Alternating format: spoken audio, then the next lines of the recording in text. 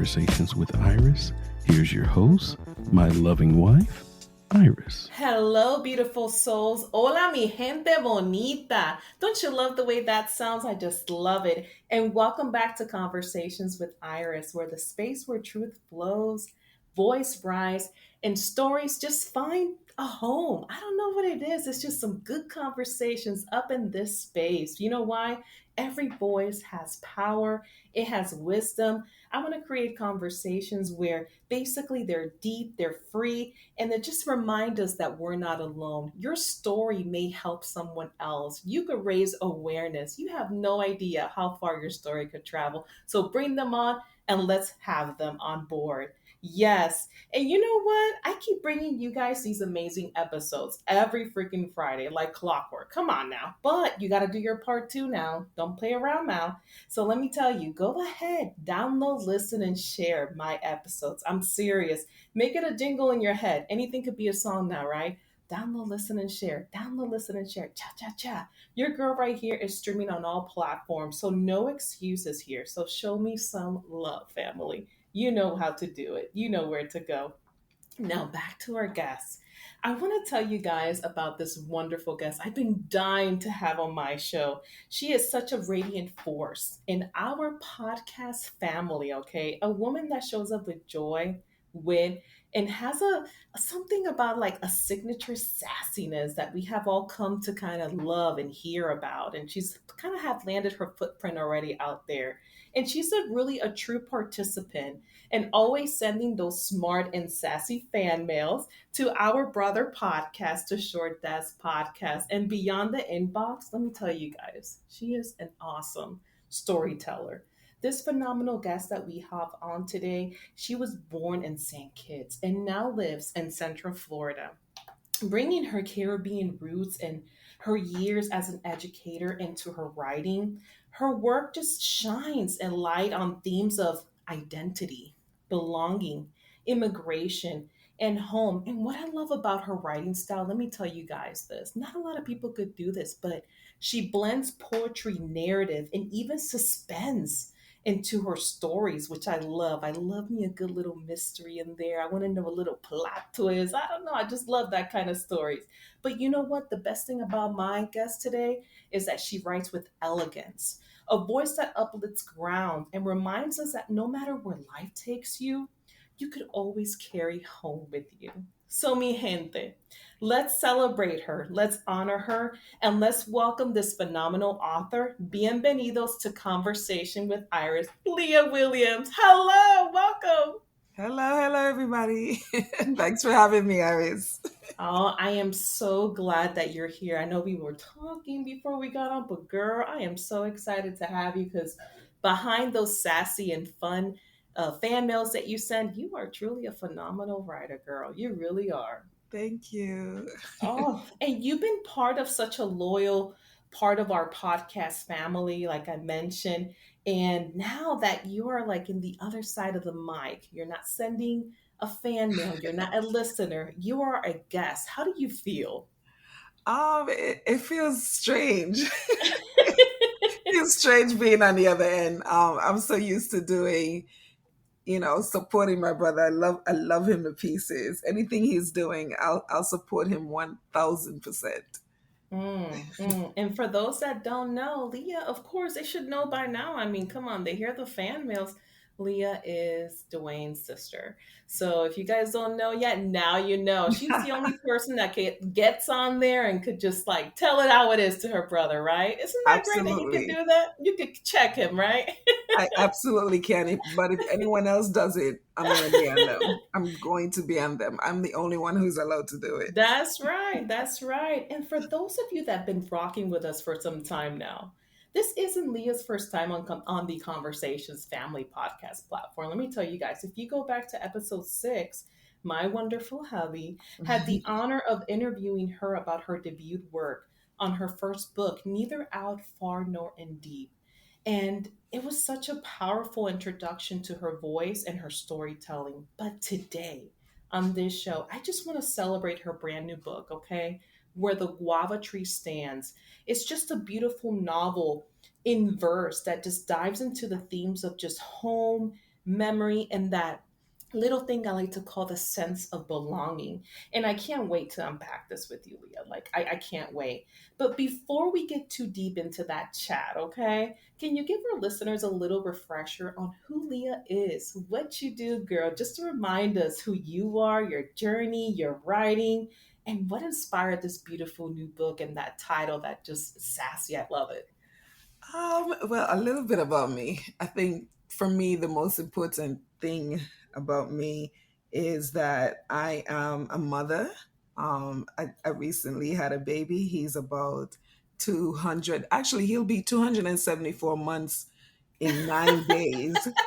Um, A big baby, I must say. yes, yes. So that's what I think is my most important role that I have. Is to make sure that my son is prepared as much Yeah. as possible to be in this world that we have. Um, but whenever I'm asked to talk about myself, that's the first thing I really think about, and that's my biggest accomplishment is my son, and oh my gosh, I love him so much. Of course, I feel that too. You know, Yes, I'm a mom. yes, I'm a mom here too. So I get it. I truly get it. yeah. It's like the best blessing of the life, Oh my right? gosh, absolutely, absolutely. But I'm an educator. I teach middle school, I teach at the college level, sometimes work with some second graders. I thought that I would probably end up being a lawyer, but Ooh, that was not what God had planned for me. I ended up in education, lawyer. teaching. The funny thing about it, we have an aunt, my brother and I have an aunt who actually created the first school in our village in St. Kitts, and it's almost like a pathway to what I was expected to do, but tried to run away from, and ended up being an educator anyway. So I teach, I write. I'm actually on my worship team at church. I travel, and I'm a mother. Mm-hmm. Oh, I also lift weights, so I think I can lift some sort of pounds somewhere in some gym. I saw your videos and I have to stop you right there. I got to call you out. Girl, you were lifting that weight. I saw your video yesterday. I had like Mm, a quick moment. I was like, that's what's up right there. I was like, yeah, that's girl power right there. This girl was working out in the gym and lifting this weight. I was like, that's what I'm talking about. And your knees yeah. can bend like that, girl. That's what's up. I absolutely love going to the gym. In fact, that's how my day gets started. I get up, I pray, I read a couple scriptures in the Bible, and then I'm off to the gym. I Mm. spend about an hour and a half in the gym, and then I get home, I write for a little bit, and then I go to the job that pays my insurance and stuff. The job you got to do, right? No Right, matter yeah, what. yeah. For now. Yeah. Um, but that's basically about a little bit about me. I think about it as being basic, but in reality there's nothing basic about my life. There's so much that I do, and in just thinking about it, I make an impact on so many students that I hadn't even realized it before. I need to stop saying that. Basically, that's about it for me. So you impact students, and I'm pretty sure you do. And I wanted to ask you, when did you realize you maybe you were in St. Kitts at this time or not, or maybe you Mm. were here, but you picked up the pen and you were like, I could write, I could do this. I don't know where that it came to you. When did you realize that? I was standing in my classroom, in my seventh grade classroom one day, and I decided, oh my gosh, I can do this. I just finished reading a novel because I like to read as much as I can because I want to be able to recommend books to my Mm-hmm. students, books that'll, move them so that they would want to continue reading. And I was standing in my classroom and I just finished that book and I was like, oh my gosh, we don't have anything out here for us Mm. that looks like us. And I would Okay. have students coming from different Caribbean islands, and I didn't really have a book to give them. So that's when I decided, you know what? If there's something out there that you want, and it's not already out there, you need to figure it out and complete it yourself. So that's when I decided I'm gonna write. Mm, Yeah. that's beautiful. And I love how you took the stand and you said, you know what? We need to write a book, or I need to write a book about that could reference us, we could relate to, that they look like us, that they have my same color of skin. Let's be Yeah. real, right? That's what we need. And what I love about it is that you're a Caribbean girl. Mm-hmm. And I'm a Caribbean girl myself. And it's just something about when you come from the Caribbean. It's if you're not from the Caribbean, you don't understand. Like even the air that you breathe is different. I Yeah. swear, I don't know what it is. The fruit, the life, the coffee, the tea, everything is just different. And I love that you took the stand and you were like, you know what? Let me write a book. Let me have a book that these kids could relate to. That's awesome, Leo. Yeah, thank you so much. I often get asked, is this book about me? Or, there's some situations in there that I definitely experience. I feel like when you want to write and express truthfully and more impactful, you want to write what you know, write what you've already experienced, and it's easier to convey that message if you've already experienced it, right? Yeah. So some of the things in all of my books, I actually, except for my very first one, my very last one, not last one, let me not say last, Lord Jesus, no, You got not more. last, but the one that's coming out in October, October 11th. I haven't experienced anything in that book because it's historical fiction and fantasy, but everything else I've experienced in the Caribbean books. I've definitely experienced. Mm, and I love that. I remember when we had you on Conversations Family Mhm. earlier, and we go back and talk about Neither Out, Far, Nor in Deep. I felt like that book was so powerful because I felt like for me, this is just my perception, it honed in on meditation and grief and healing. But Mhm. now, where the guava tree stands, you're exploring immigration, Yeah. belonging, and what it truly means to carry home in this little thing we like to call heart, right? Like, how do you carry that? Yeah. So, when you were writing Where the Guava Tree Stands, how did you want it to differentiate both books? What did you want to do different that you didn't do on the first book? So the first book is prose. It's not poetry at all. So I wanted to write poetry where I can convey the message with more emotion than prose. So in prose, it's like it's paragraph form. You're going to see paragraph after paragraph. However, in poetry, it's stanza after stanza. The lines are shorter. The what we call paragraphs are called stanzas. Those are shorter. So you're able to get the impact of the emotion quicker than in a novel itself that Hmm. does not have poetry. So that's what I wanted to do differently. I actually wrote that book very, very quickly because I was working on one story. I was working on Sweet Like Sugarcane, and these things were happening where some of my students were afraid to come to school because of ICE. And Oh no. I Mm, know coming to America, we had to go through the immigration process. Was not an easy process at all.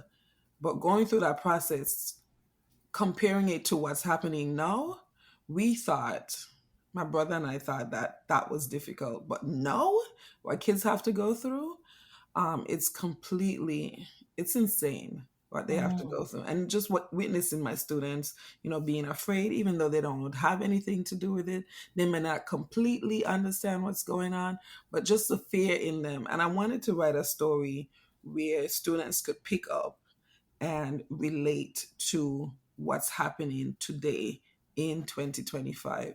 Additionally, not just the students, the migrant students, but I wanted the students who are natives of America to see what immigrant students are maybe facing, and maybe they can empathize and sympathize with what they're going through rather than, bully them or go over some sort of misunderstanding. I just wanted to help and I wanted to share hmm. what's happening. Just I Oh, wanted to do it in a way that was impactful. Oh my God. And that's nice how you brought in the whole immigration situation that we're going through right there with ICE and all that stuff. I love that you did that and that you're trying to, it's almost like spreading awareness, you know, Right. what you went through, you put that in writing as well compared to Mina. And Hmm. before we get into Mina's journey, I want to talk about something that stood out to me the most. And Okay. I want to talk about symbolism here because what stood out to me right away in your new book is the opening line. No guava trees, no ocean breeze, just a concrete stretching endlessly. That's so beautiful. That hit me like a whole world. I'm gonna be honest with you. Again, I'm Caribbean. I love guava juice. There's nothing like fresh squeezed guava juice or Oh, guava fruit. let But me tell you. I'm telling you, but it was just the image right there. I was like, oh man, I could taste it. I really can. And I love that. So, why was the guava tree the right image to hold this story together? So we had some spice guava trees on in my yard. I say my yard, but growing up, we, oh my gosh, I don't think we realized how fortunate we were growing up. Our parents gave us everything. While our parents weren't together, they made sure we had everything that we needed. Additionally, we had have family. We have my uncle, Dwayne's favorite uncle, and my uncle is it's Dwayne is my uncle's favorite everything. Oh Um, God, I gotta hear a little bit more about that. Maybe a side conversation. I gotta right? know. Yes, he knows exactly who I'm talking about. But my uncle, amazing, amazing man. Um, he used to plant all sorts of things in our yard, all sorts of vegetables, all sorts of fruits. But mostly we had these spice guava trees that we used to climb the trees and eat whatever guava we wanted. I Mm, mean, we had an abundance of guavas. And that's what reminded me when we first came here. I remember going to a store and finally seeing a guava in a store. And I think the guava was maybe about $2 or $3. yeah, And I couldn't believe people was paying money to buy a guava. So yeah. it kind of pissed me off. I never actually bought a guava. I've never actually purchased a guava. So whenever I eat a guava, Dwayne probably brought it for me because he has a guava tree now, right? In Oh, his yard. And he gets that again from my uncle. Or my mother would buy me a guava, or, some family friend would buy me a guava, but I refuse to pay money when I've lived in this luxury yeah. of guava trees where I could get guava for free.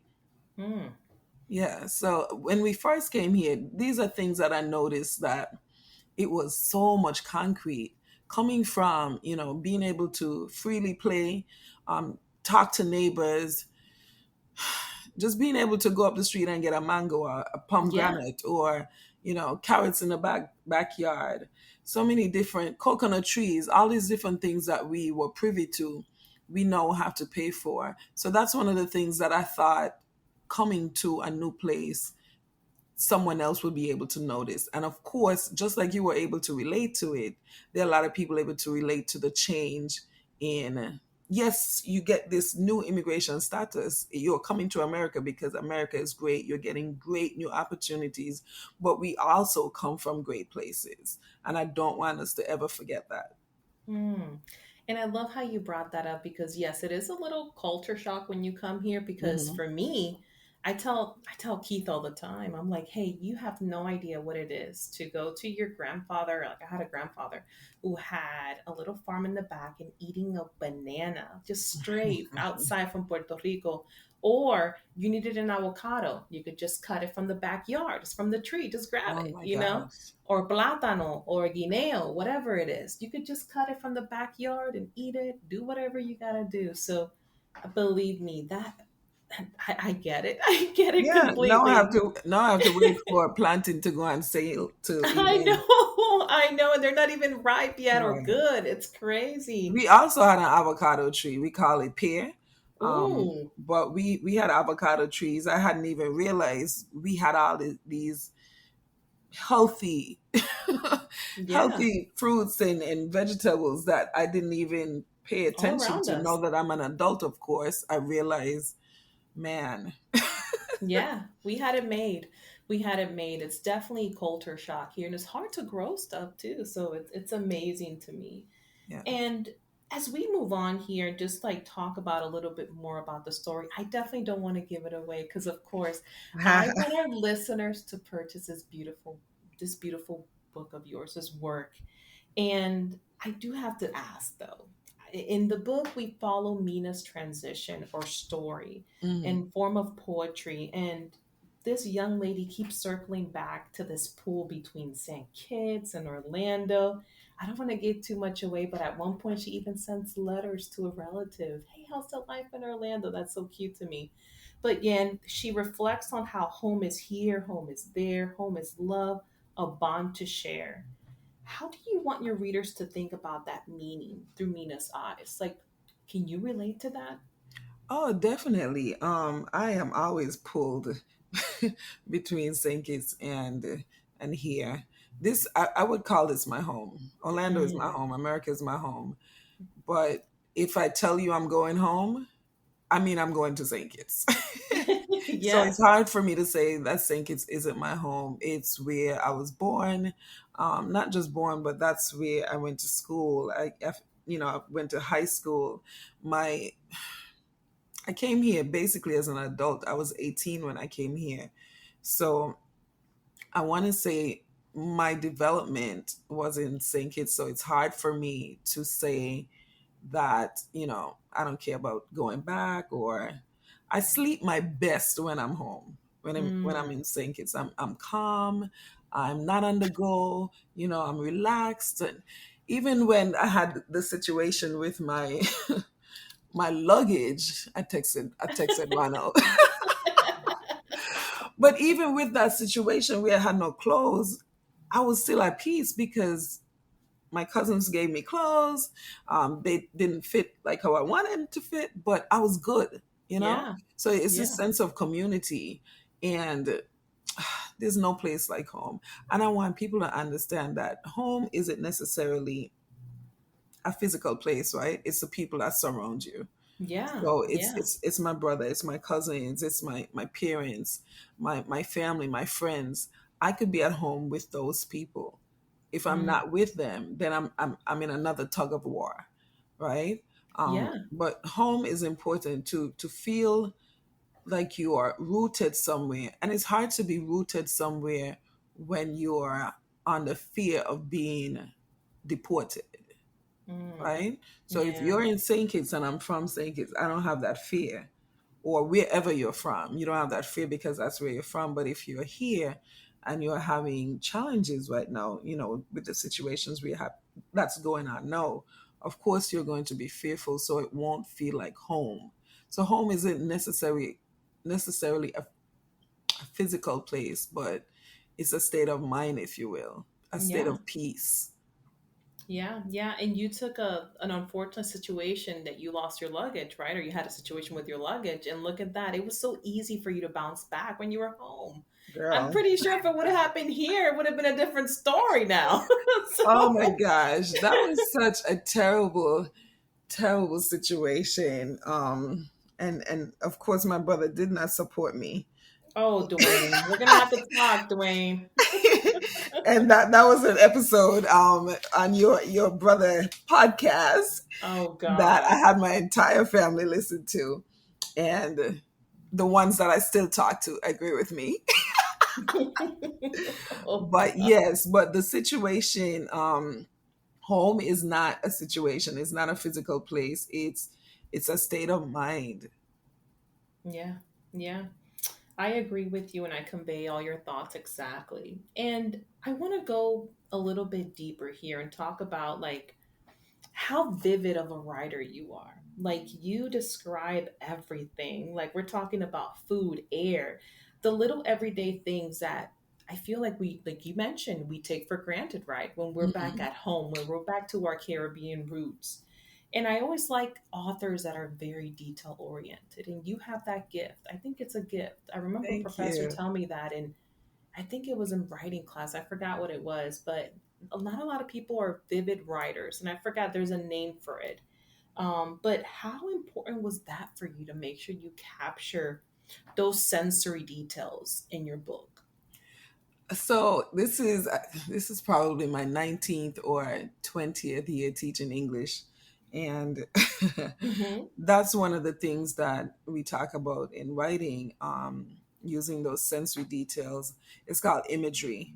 Where Imagery. There you yeah, go. You see, I knew you would know. You know it. right. So you want to be able to create this moment in the reader's mind where they're not just reading words off a page, right? You want them in that Yeah. moment. You want them under that guava tree. You want them on that plane. You want them behind that door when they hear that knock from immigration.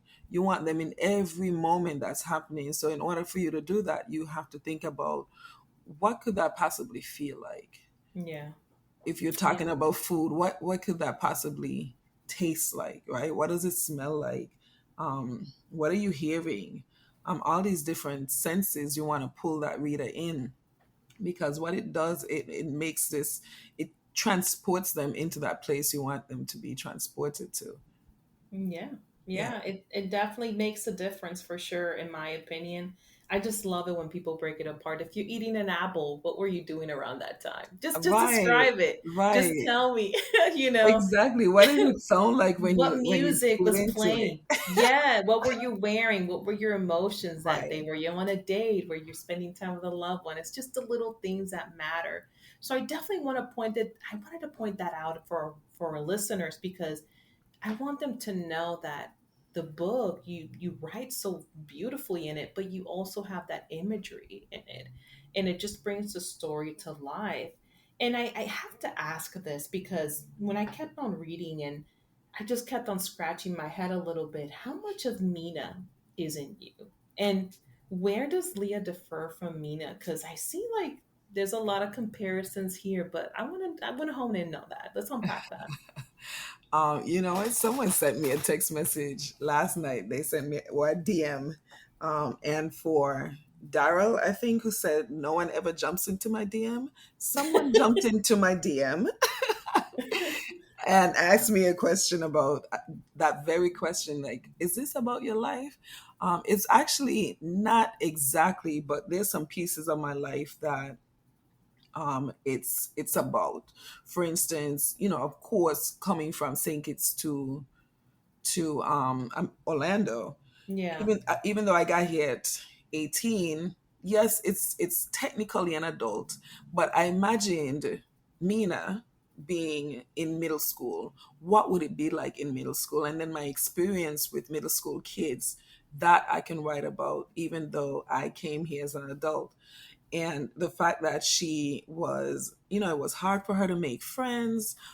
She found that one friend that just helped her out.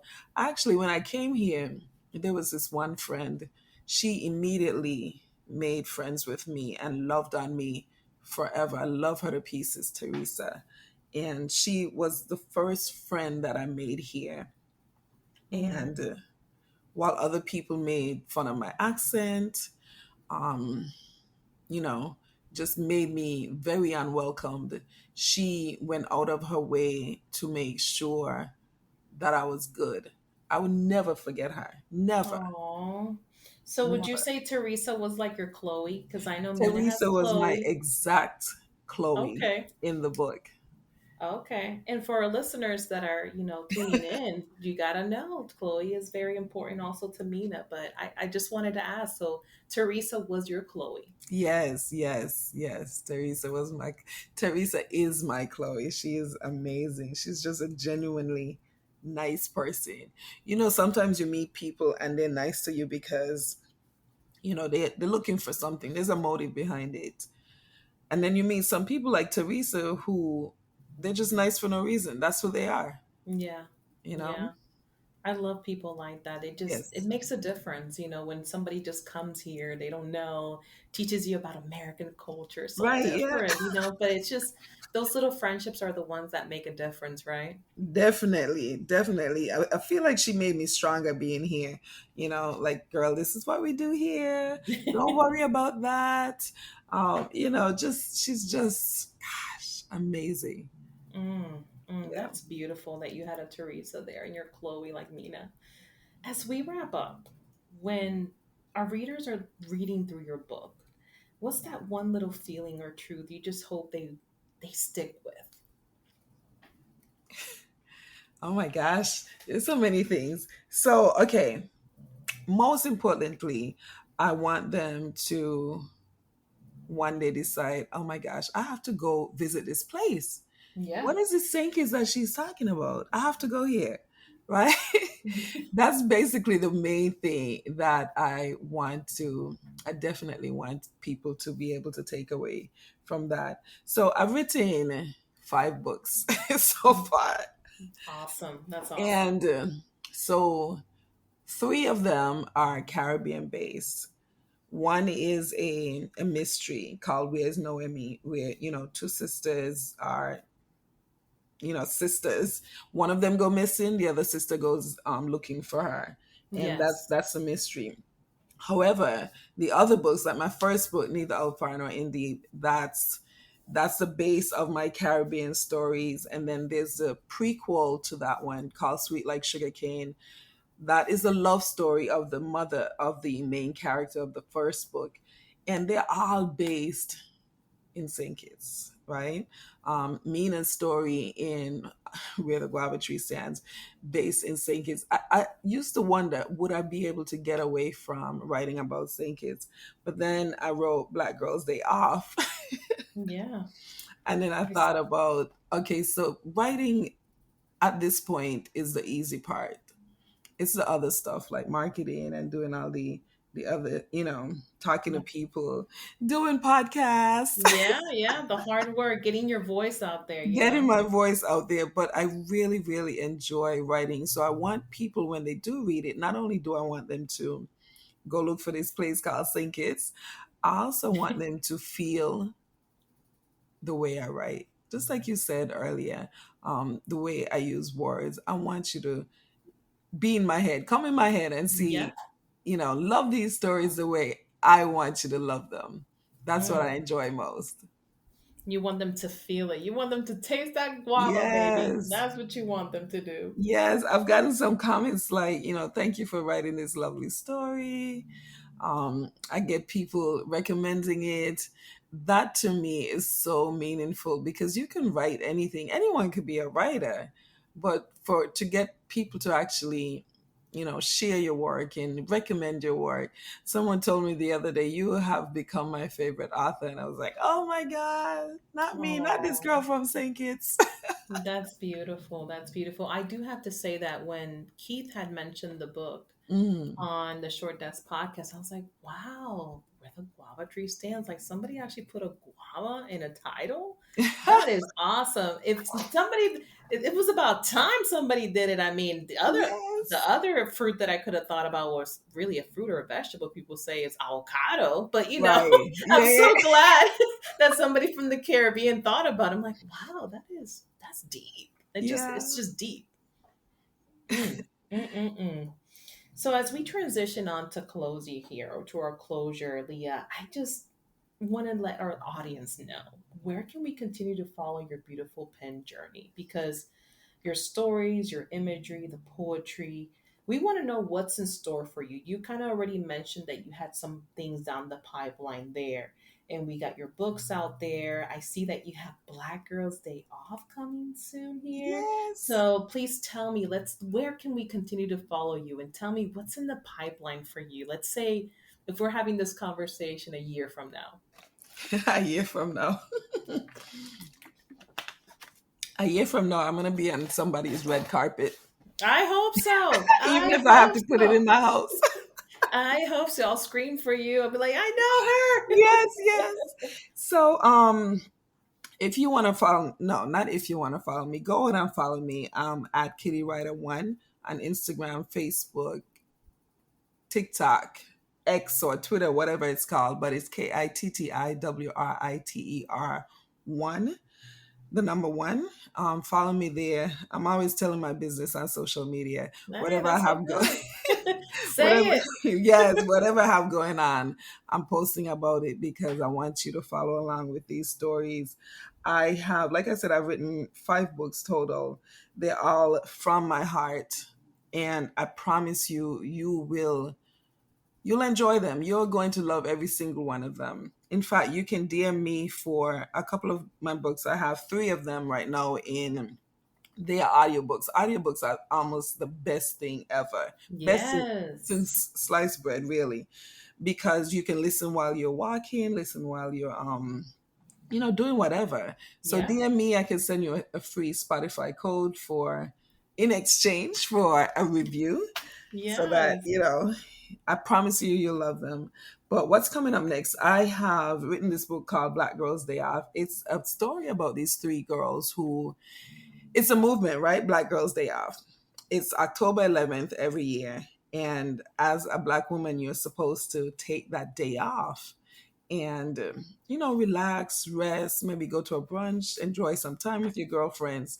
So these girls, they skip high school just to be able to get Black Girls Day Off. Mm. But they're going to this bookstore in Orlando called the Sankofa Bookstore. It's African bookstore. Mm. And they go into this store and they touch this mysterious book. So this book transports them into all these different times in American history. So they get to go to Tulsa. They get to go to they meet Trayvon Martin Oh, wow. right before the incident. They Yes. meet Langston Hughes. They get a chance to hear one of Langston's first excuse me, Mr. Langston Hughes' first poem before he became famous. So Mm. they're in this time, all these different time periods. They get to meet Harriet Tubman and actually help her through the Underground Railroad. And they get this opportunity to witness history, to be a part of history. Know that they've done all these different things. What are they going to do with their life now that they have learned? It's one thing to learn about history in school, Yeah. but when you've witnessed it, when you've been a part of it, you do different things. You vote differently, you move differently, you help people differently, right? Because now you've seen how far we have come. What am I going to do to be a part of that progress? I'm going to be a part of the progress, or I'm going to be a part of the problem. So that's what this book is about. I'm so excited about it. On October 11th, actually next Saturday, oh my God, I'm going to have about 50 girls. They're coming in for a seminar at the Fashion Square Mall. They'll be learning about skincare, fitness, money management, being able to prepare meal. They'll be learning about teen therapy. So it's a host of things that I want them to be able to learn about. It's a program that I wish I had when I was their age, and that's what I wanted to provide for them. This is the first year we're doing it. Um, I'm Mm. excited about it. I hope it go. You know what? It is going to go well. Yes. It is going to go well. I'm so excited about. I don't think I've been so excited about anything in such a long time. Mm. It sounds phenomenal. And I love that you created that space for all these different strong women to just go and have a Yeah. day off, learn about all these great things. Your new book here, Black Girls Day Off, sounds Mhm. great. And I'm all about history. Something about history. I forgot somebody told me history is just like stories put together and how we perceive them. But, going back into time and experiencing those things like these young ladies will, I think that's great. That's great that what you're doing. I Oh, love that. thank you. Thank you. The research was very, very interesting.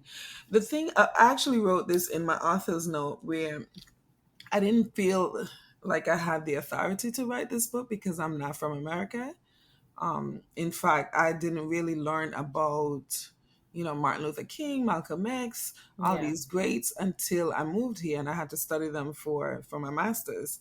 And yes, I didn't even mention that I do have a master's in English, but I didn't think that I had the authority to be able to write this story. But oh my God, the research was so intriguing that it opened so much more information for me Yeah. anyway. And I hope people receive that in my writing. I'm hoping to get better at my writing. So even when you're talking about, you love the imagery, the goal is to keep getting better and better. And in order for me to do that, I have to not just continue writing, but I also have to keep being a reader. Be a reader first, and then the writing comes. I love that, Leah. Thank you so much for sharing that with us. And we are going to look forward to your new book. We can't wait for it. And Yes. I am excited, and I hope and I know October 11th is going to be a beautiful day for you. Like, it's going to be a great turnout. Absolutely. Actually, it's available for pre-order now. If you go on Amazon, the link is there in my bio. I'm still talking about it. So pre-order, order, share it with everyone so that, more people will hear about these stories. Oh, thank you so much for that. And let me ask you this. What's that one little thing that you wish people knew? Like, or what advice? This is what I'm trying to say. What advice would you give to someone that is scared to write or scared of that failure, not sure if their book is going to be great or it's dying to get out there to write something? What advice would you give to that person? Oh my gosh, that's a great question. So when I wrote my second book, with Is Noemi, I called my dad. My dad has read every single one of my books. If I finish it, I send it to him. He is on it. I didn't even know my dad was a reader, but he's such a big supporter. So when I wrote this book, Where's Noemi, I said to him, I said, Daddy, I don't really like this book. I don't think I'm going to publish this one. And he said, Girl, publish the thing. Wow. In translation, girl, publish the book. Yeah, get to it. Right. And he's like, somebody gonna read it, somebody gonna like it. And he was right. He was right, because there are people out there that love this book. And if you are afraid of writing, fear is going to stagnate you. Fear is going to keep you from taking that next step. Fear is going to keep you locked into a box where the key is nowhere to be found. You can't be fearful. If you're fearful, then life makes no sense. That's You true. have to take chances. You have to take risks. If you write a book and only one person buys that book, guess what? One person buys that book. But if you don't write the book, no one will no one will buy it because you haven't written it. So in life and in anything, you cannot be fearful. You know what? You can be fearful. You can be fearful, but you can do it and be fearful. How about that? Mm. Eventually the fear will go away, but you cannot stagnate yourself. There are too many resources in this world, too many choices for people not to dream and act. You can dream, but you must dream and you must act. You Thank you must so much act. for sharing that. Of You gotta course. act. You just gotta go for it and just do it. It's true what you Right. said. You can't be scared. There's a poem that Langston Hughes wrote. Oh my God, I think it's called Dream Deferred. But in the poem it talks about, does a dream fester like a sore, right? Or does it wither away? Something like that it goes. But the gist of the poem is that that dream is going to haunt you forever. What are you going to do with it? Are you going to let it die? Or are you going to release this dream so that other dreams could come? Because you're not going to have just one dream, right? Yeah. There was not just one book in me. I thought there was just one book. Let me just write this one book. But there's so many other stories built up in me that are waiting to come out. Now imagine if I hadn't released the first one, what would happen? We Yeah. wouldn't even be having this conversation. I know. So I you've know. Look got at you've that. got to dream and you've got to act. Mm, look at that. And you took a chance and look at where you're at now. Look at that. Absolutely. Look, I had no idea I'd be, you know, the author of 5 books. One, not even one. When I first, my mom used to read these books, they call Mills and Boone. They're these old romantic books. where they would have this white man on a horse, and he would have long flowing hair, and there would be this woman looking up at him longingly because his shirt would be off and he'd be wearing his pants Oh my. on this horse. And she told me, you know what, Leah, you can't read these books. Because I'm like, why is she reading these books? They've got to be interesting, right? So she said, don't read the books. And for me, telling me don't do something is like, yes, do it. I have to. Do it. So I Yeah. used to hide under my bed and I used to read these books, and I would be like, oh my gosh, when I grow up, I'm going to marry this man without a shirt and a horse with his long hair. No, that's not what happened. But Yeah. but you have to read as well. And oh my gosh, reading is so much fun. But you have to Mm. read, dream, act on your dreams. I feel like reading is good for your soul. That's Oh what a lot of yes. people is missing. I was just telling Keith that reading is good for your soul. You got to give back. So we went to Barnes and Noble and grabbed a couple books there. So, but I'm an Yeah. audiobook girl. That's me. Look, audiobook it's the same as reading, and Yeah, especially if you speak a different language, it's easier, right? So you're able to hear the pronunciation of words, you're able to it receive the helps. message that the author is conveying. Audiobooks, I would definitely recommend them for language learners, right? Because it also helps you to learn the language as well. But if you want to travel, I know you and Keith travel a lot. You're always on a cruise every time I look up. Yeah, But we love if it. you if you want to travel without the expense of, you know, the expense of a cruise card or a plane ticket, Yeah. you could definitely dive into a good book, and that book will take you to places that you never thought you could go.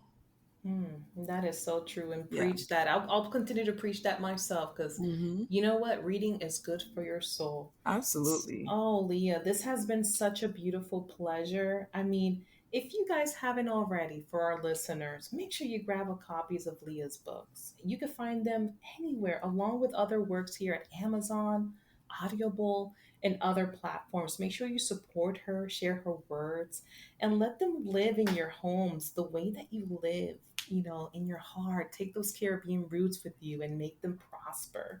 Leah, I just want to thank you so much for sharing this space with us, sharing your story.